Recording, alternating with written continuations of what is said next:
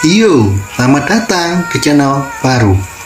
Bagi kalian yang belum subscribe, silahkan subscribe, tekan loncengnya, like, share, dan komen. Kali ini saya akan membahas light novel Tensei Star Slam Dataken volume 11 part 29. Tanpa berlama-lama, langsung saja kita mulai.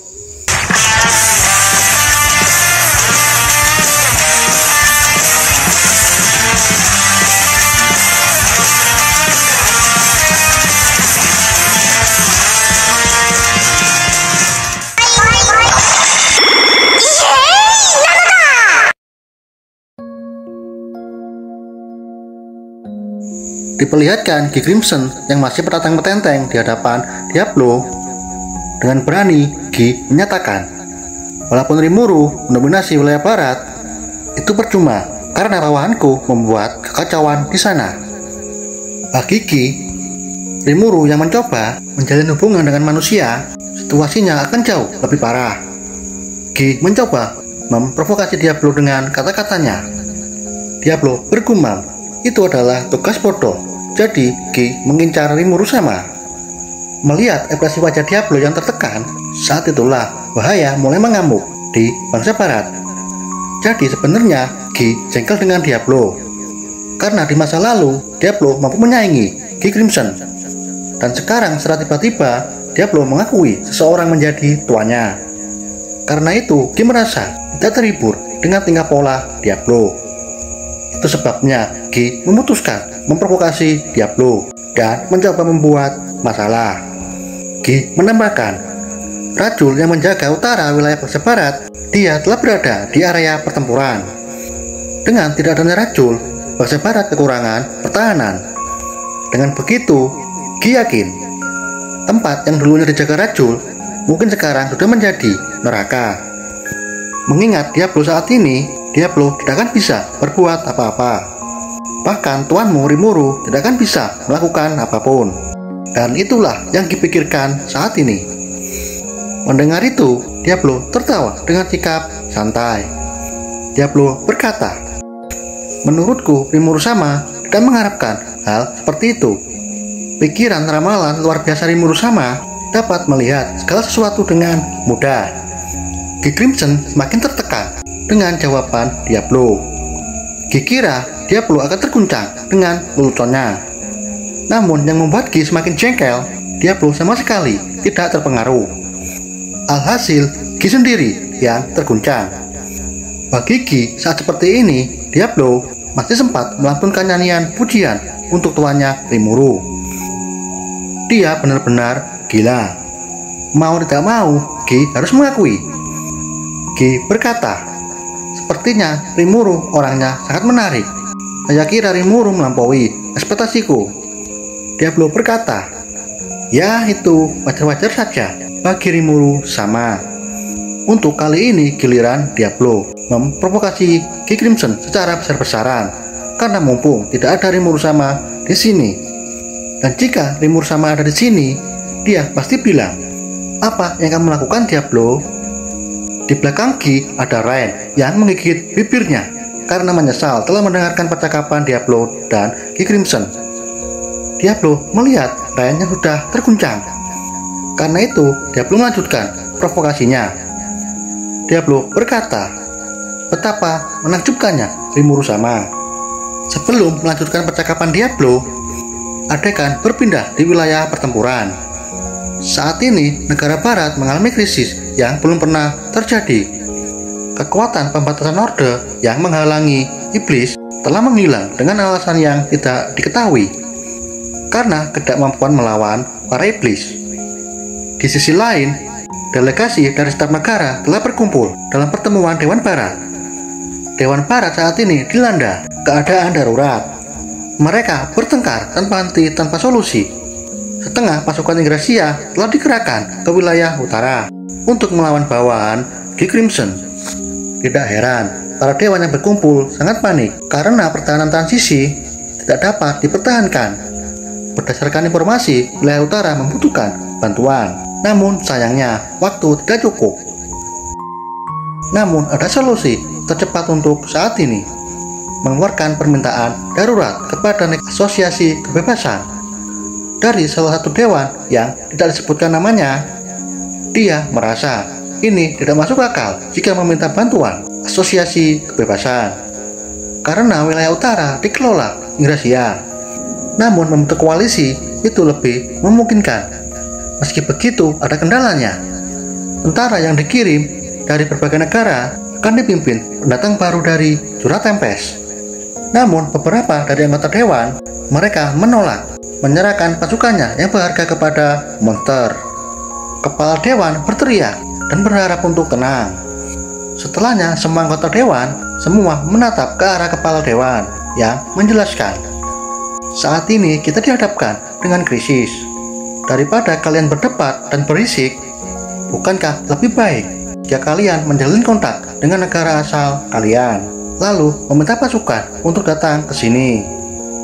Dan kita sedang kedatangan delegasi dari Jura Tempest yang langsung ditunjuk oleh Raja Iblis Rimuru. Dia Testarossa.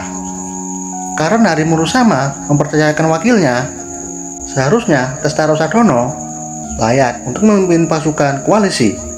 Meskipun ada yang menentang keputusan kepala dewan, mereka tidak berani menyerukan protes mereka. Pada titik ini, anggota dewan tertuju kepada Testarossa. Di antara para dewan, Testarossa adalah suatu pemandangan yang luar biasa sebagai seorang wanita muda. Ditambah penampilannya yang benar-benar sungguh menawan. Banyak anggota yang berpikir, namun tidak ada satupun yang berani bertanya kepada Testarossa dengan lantang. Semua anggota dewan bertanya-tanya siapa wanita ini. Cantik, anggun, tapi memiliki kekuatan yang besar. Salah satu anggota dewan menguatkan tekadnya dan mengajukan pertanyaan kepada Testarossa. Testarossa Dono, aku tahu ini tidak sopan menanyakan hal ini, tapi apakah Anda benar-benar tahu cara memimpin pasukan?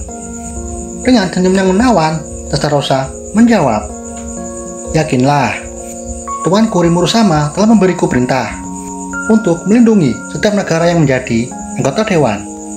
Bawahanku sudah bergerak ke setiap negara anggota dewan.